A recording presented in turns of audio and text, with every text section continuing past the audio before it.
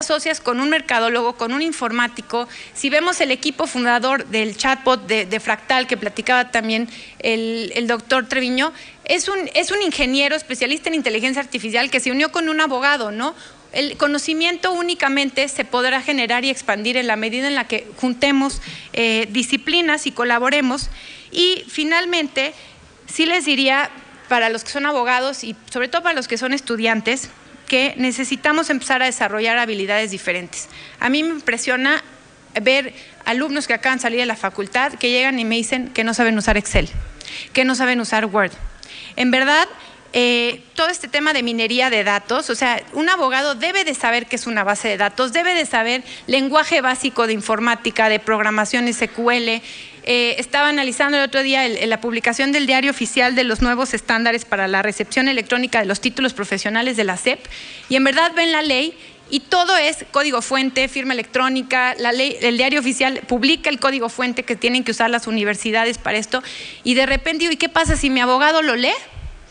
Y es un abogado que no es abogado digital, que no sabe, digo, no necesitamos saber programar ni saber lo que es un código fuente, más bien no necesitamos saber el código fuente, leerlo, pero sí necesito saber qué es un código fuente para saber cuáles son las implicaciones que eso tiene para mi institución, porque al final los títulos profesionales y toda la educación ya va a tener el mismo sistema que va a tener el SAT, en el sentido de que yo voy a tener un PDF y un XML de mi título y ya no voy a tener el título impreso. Sí, va a ser lo mismo que la factura electrónica.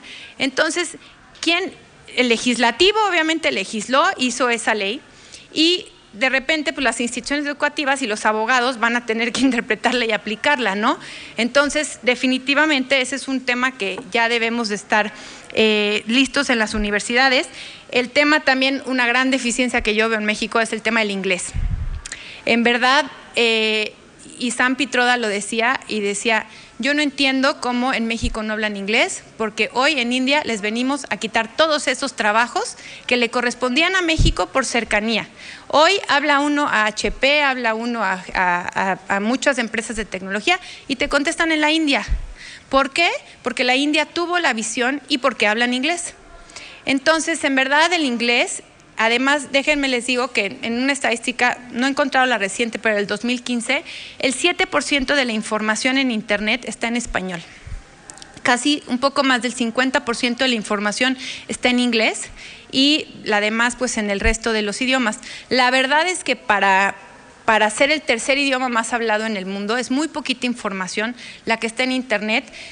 Primero ahí habla un tema de proactividad, porque la generación de información no depende de las empresas, depende de los usuarios hoy en día en Internet. Es una de las grandes revoluciones de este paradigma. Pero además también nos habla que a la hora que yo quiera hacer una búsqueda de sentencias, de lo que yo quiera, como abogado o como no abogado, si yo busco en español, estoy muy limitada a encontrar información que me sirva, y también de derecho comparado, ¿no? No es lo mismo que yo busque en español a que yo busque en inglés. Entonces, creo que también este es un gran tema. Muchísimos de los términos hoy en día tecnológicos están en inglés, ¿no? Podemos empezar a traducirlos, pero necesitamos también empezar a entenderlos. Y bueno, pues básicamente yo sí les diría que esto no es una guerra de máquinas contra humanos.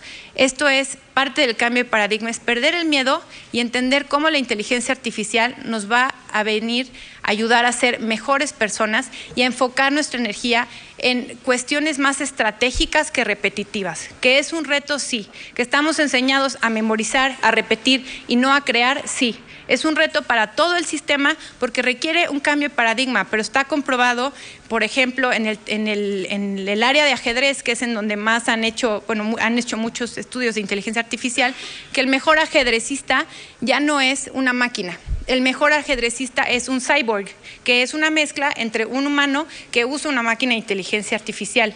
Y yo es como les diría, yo uso Waze para llegar acá, pero también cuando yo estoy viendo que de repente Waze me dice aquí a la derecha, pero yo veo que me va a ir a llevar a dar una vuelta enorme porque detectó un poquito de tráfico adelante, pues yo también puedo tomar esa decisión y digo, a muchos les debe haber pasado, digo, no, me voy a seguir derecho.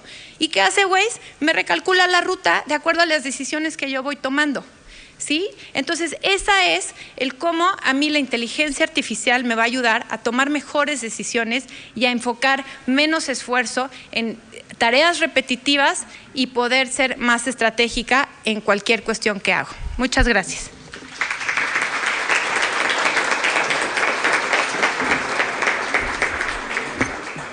Muchas gracias, maestra Janet, por su participación.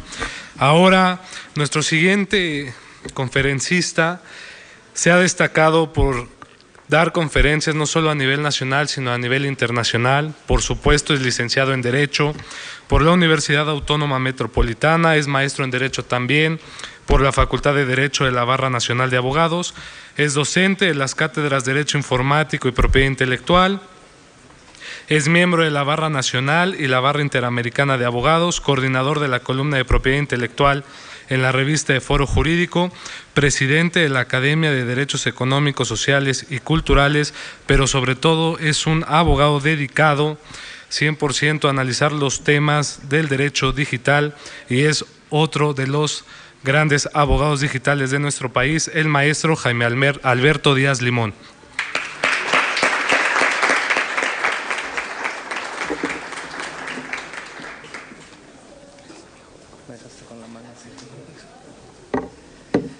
Muy buenas tardes. Espero que tengan energía suficiente para aguantar un breve discurso de 15 minutos.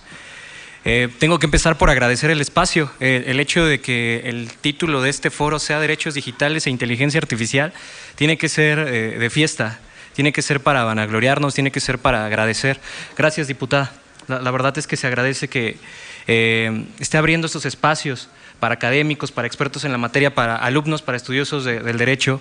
Es fundamental que no solamente se quede esto en las aulas de las universidades, sino que se lleve al Congreso, y no solamente es aplaudirle el foro, sino agradecerle que nos haya invitado a usted y a su equipo. Pues, ¿qué les digo? Me toca seguir después de grandes expertos en la materia, lo cual me deja un poco temeroso de no decir ninguna barbaridad, porque las miradas están sobre mí. Espero no defraudar el foro. ¿Qué pensarían si arranco mi exposición con la frase? Y lo entrecomillo, ojo, para que no me vayan a lanzar ningún objeto punzocortante. Hitler tenía razón, odio a los judíos.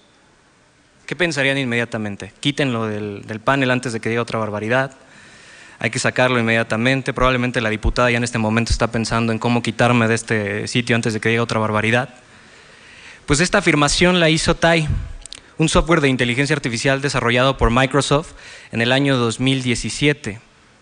Esta inteligencia artificial, después de aprender de los usuarios, después de aprender del comportamiento de los usuarios de las redes sociales, aprendió a ser misántropo, aprendió a ser xenófobo, aprendió a odiar a la humanidad, aprendió a odiar a los judíos, aprendió a aplaudir a Hitler, aprendió a manifestarse de manera odiosa, de manera lasciva, de manera violenta y militar.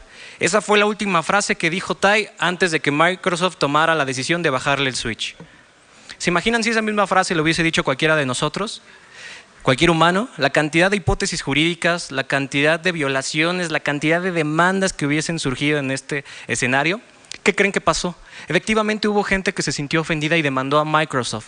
Sin embargo, hubiese sido prudente demandar a Microsoft por la manifestación de un software que operaba a través de inteligencia artificial. ¿Qué tanto lo podemos hacer responsable? Trataré en estos breves 15 minutos de resolver esta hipótesis. En el año de 1963, Philip Kendrick Dick escribió una novela que se llama ¿Los robots sueñan con ovejas electrónicas? En esta novela se plantea por primera vez la posibilidad de que existan robots, no solamente estas máquinas que pensábamos en las películas del santo, donde operaban con botoncitos y se movían de manera torpe, no, ya pensábamos en una hipótesis 1963, en la cual una novela planteaba la posibilidad de una máquina que pensara mejor y más que un ser humano. Es decir, se planteaba en una novela por primera vez el concepto de inteligencia artificial. No surgió en un discurso político, no surgió en un discurso jurídico, no surgió en la academia, entre informáticos, entre expertos en robótica. En una novela de 1963 este concepto se populariza. Sin embargo, tenemos que retroceder en el tiempo. En el tiempo tenemos que dirigirnos hacia el matemático e inventor Alan Turing. uno de los grandes inventores que nos ayudó a resolver el conflicto de la Segunda Guerra Mundial, gracias a sus invenciones en materia de informática, gracias a sus avances computacionales y gracias al famoso test de Turing. En este test de Turing nos brinda la posibilidad de entender cómo funcionan las computadoras y se comienza a aplicar la informática en beneficio de una solución bélica, para poder descifrar el mensaje del enemigo. Alan Turing, junto con Newman, en el año de 1943, desarrollan este examen como una manera de determinar, ¿nos están tratando de engañar los nazis? O si es efectivamente una persona la que está hablando en ese mensaje encriptado y es muy probable que ataquen a través de esa vía. Ya en la Segunda Guerra Mundial se ocupaban las computadoras para resolver el conflicto. Les recomiendo, por supuesto, ver la película, que tiene muchas verdades, aunque por supuesto matizadas para vender más tickets en el cine. Ok, todo este bonito antecedente histórico es para colocarnos en el escenario más optimista o más soñador que podemos llegar a tener en nuestro momento. Los panelistas, antes que un servidor, han atacado de manera muy puntual, muy formal y adecuada cada una de las hipótesis a las cuales los abogados nos hemos enfrentado hoy en día. Por supuesto, estamos en el escenario en el cual la inteligencia artificial llega a ayudar en la función del abogado, estaríamos en una hipótesis de informática jurídica. Estamos en otros escenarios mucho más negativos en los cuales el abogado podría llegar a pensar, ya no seremos necesarios en poco tiempo, ¿no? Vamos a abrir un software y el software se va a encargar de darle la solución a nuestro cliente. En ese escenario podríamos llegar a pensar que es el más apocalíptico de todos. Les vengo a compartir algunas hipótesis que seguramente nos pondrán a pensar a más de uno. TAI es una de ellas, las abordaremos puntualmente. En mayo de 2016, ya lo mencionaba también el maestro Ulrich, un automóvil Tesla Model S tuvo un accidente de tránsito. Este automóvil Tesla Model S, en mayo de 2016, tuvo un accidente en el cual choca contra un autobús, un camión de carga. Dentro de las hipótesis que se comenzaron a analizar, ¿qué originó el accidente? Es si efectivamente el conductor venía detrás de la operación de este Tesla Model S. Una de las cosas que se tiene que aplaudir a la compañía Tesla es que, independientemente de la responsabilidad jurídica, Elon Musk se paró en la zona del accidente y pretendió reparar económicamente el daño que se hubiese generado a los familiares del conductor. Esto no satisfizo el interés de los herederos y decidieron demandar a Tesla por el daño ocurrido. ¿Qué es lo que ocurrió en este escenario? Después de un examen pericial en informática, se determinó que el conductor de este automóvil Tesla Model S venía distraído, no venía con las manos en el volante y venía viendo la película de Harry Potter. Eso no le permitió el tomar la decisión de manera adecuada. Ya lo decía también la maestra Janet, el hecho de que tengamos enfrente a nosotros la inteligencia artificial no implica que tenemos que apagar nuestro cerebro y, como simios dependientes, dejar que la máquina haga el resto. Una de las cuestiones bajo las cuales se está defendiendo Tesla es que el vehículo bajo el cual se estaba operando en este momento y que ocasionó este hecho de tránsito es que era un Tesla Model S categoría 2. Me van a decir, ¿cómo entiendo yo eso? Vete despacito, Jaime, ok. La Sociedad de Ingenieros Automotrices ha definido que existen 5 categorías de inteligencia artificial en materia automotriz, donde 0 es la más dependiente del operador y 5 es esa utópica en donde no necesitamos una sola persona operando el vehículo automotriz. Es decir, en la categoría 2, que era el accidente que se provocó en este Tesla Model S, estábamos pendientes de un universo en el cual el usuario, el chofer, debía tener las manos en el volante, controlar pedales, acelerador, freno, y programar la ruta. No estaba permitido que el operador quitara las manos del volante, sin embargo lo hizo, confiando en la inteligencia artificial. Pero aquí es donde comienza no solamente un debate jurídico, sino un debate de moral. Hay un autor, el cual les recomiendo, solo que afortunado o desafortunadamente el libro está en inglés, ya lo decía también la maestra Janet. El libro se llama The Social Dilemma of the Autonomous Vehicles, por Asim Sharif. Asim Sharif, junto con otros autores, hacen un análisis respecto de cuántas personas adquirirían un vehículo con inteligencia artificial que tomara la decisión de matarnos. Lo explico de manera mucho más puntual. Este libro del Social Dilemma plantea la hipótesis: cuando yo saco un vehículo de inteligencia artificial del taller de producción, lo compro nuevecito, blanco, no trae ningún dilema en la cabeza. Es decir, no tiene ninguna postura en donde deba de tomar una decisión conforme a una dicotomía. Sale en blanco. ¿Cómo comienza a aprender este vehículo conforme a mis rutas? Ah, pues mira, el vehículo ya sabe que cada lunes tengo que llegar al trabajo, me va a sugerir mejores rutas, ya sabe que me gusta tal velocidad, ya sabe que no me gusta viajar a tales horas, sabe que generalmente entran tantos tripulantes al vehículo automotriz y de esa manera el vehículo va aprendiendo, pero también va aprendiendo qué le gusta hacer. si pasarme el alto o me gusta esperarme cuando la luz está en ámbar, si le gusta acelerar cuando ya está en rojo, ¿no? Porque eso significa el rojo, acelera todo lo que dé tu motor. El vehículo va aprendiendo como si fuera un bebé y el bebé, en este caso la inteligencia artificial, entiende que eso está bien, que eso es lo que quiere el operador. De esta manera, en el libro que propone Asim Sharif nos dice que todos los vehículos automotrices con inteligencia artificial no pueden estudiarse todos en la misma hipótesis, no todos bajo el mismo escenario. ¿Por qué? Porque cada uno de ellos tendrá su propio dilema, sus propias reglas de moral. De esta manera se propone el dilema del tranvía. ¿Qué quiere decir este dilema de tranvía? Si yo tengo la posibilidad de salvar a 5 personas aventando a un hombre con sobrepeso frente a la máquina, ¿a quién matarías? ¿Al hombre con sobrepeso o a las 5 personas? Si yo tengo que decidir entre la vida de un médico que está cruzando en luz roja o un delincuente que está cruzando en verde, si tengo que decidir entre la vida de un anciano y un niño, ¿a quién matarías? Por supuesto que estoy hablando en un dilema, no se vale, mejor me suicido, ¿no? Estamos hablando de un escenario en el cual debo de tomar una decisión, así como la decisión que deben de tomar estos vehículos automotrices operados bajo inteligencia artificial. Bajo estas reglas del dilema moral, el vehículo podría estar en ese escenario en el cual debe de decidir. O mato a mi operador, al chofer, o mato a los 3 niños que están cruzando de manera imprudente la calle. En el escenario del Tesla Model S, insisto, caso que ocurrió en mayo de 2016, el vehículo tuvo que tomar la decisión de si chocar contra el camión o atropellar a una persona.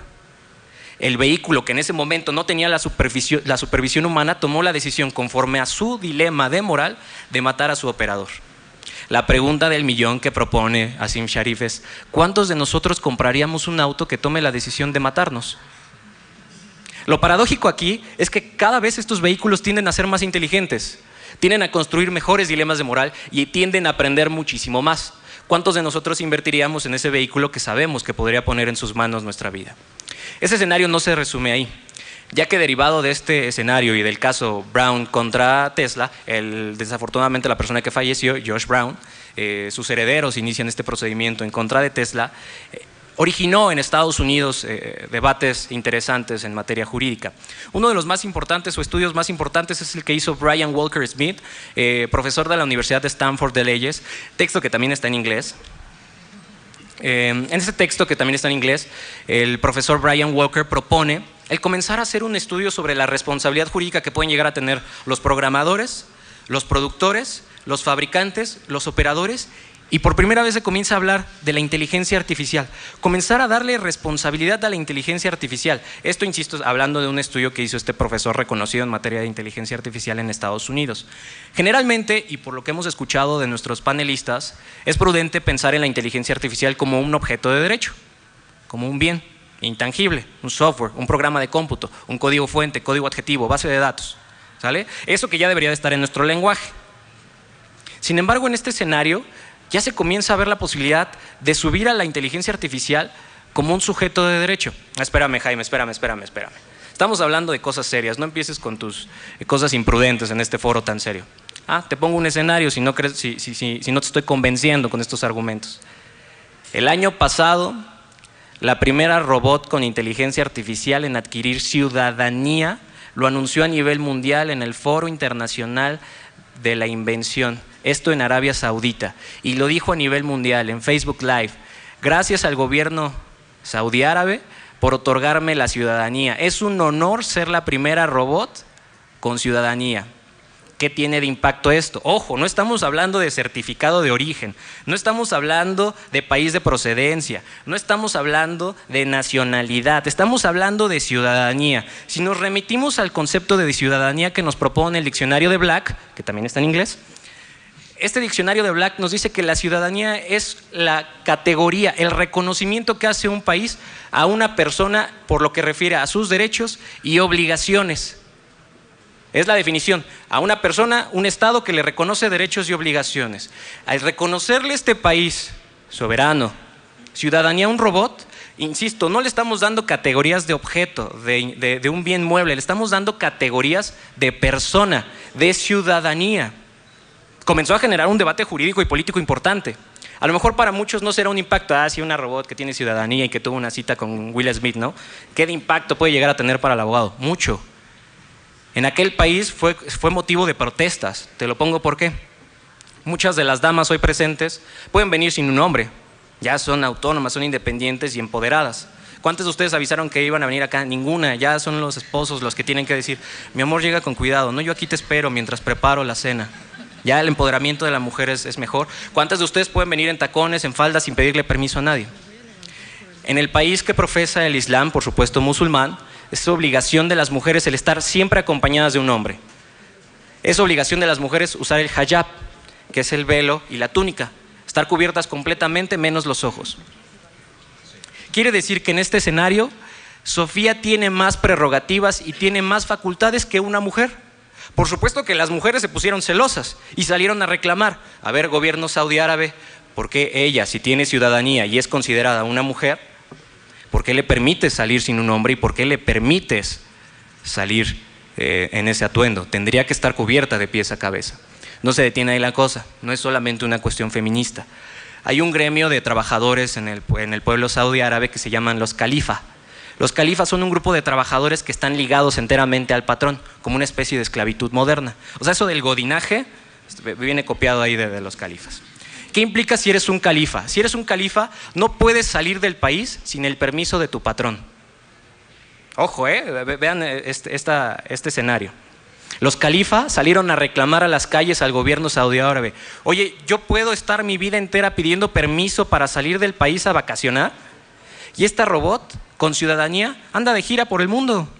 Hace 2 semanas estuvo en Guadalajara. Anda por gira del mundo sin pedirle permiso a nadie. Sin pedirle permiso absolutamente a nadie. Y yo tengo que solicitarle permiso a mi patrón y puede ser que me lo niegue y me quede encerrado en este país para siempre. Estamos en 2 hipótesis en las cuales un robot tiene mayores prerrogativas que un ser humano. Ojo, y esto no es ciencia ficción, no es una película de Ridley Scott, no es la siguiente de Terminator, es algo que está pasando. ¿No te parece suficiente? En España, en el año de 2017, le regalaron a Sofía un vehículo. ¿Qué contrato jurídico podrías ocupar para atender esta donación? Una universidad dedicada a la ciencia y tecnología le dona un vehículo a un robot, operado por supuesto de inteligencia artificial. Sofía lo agradece. ¿Qué contrato de donación tendríamos que celebrar?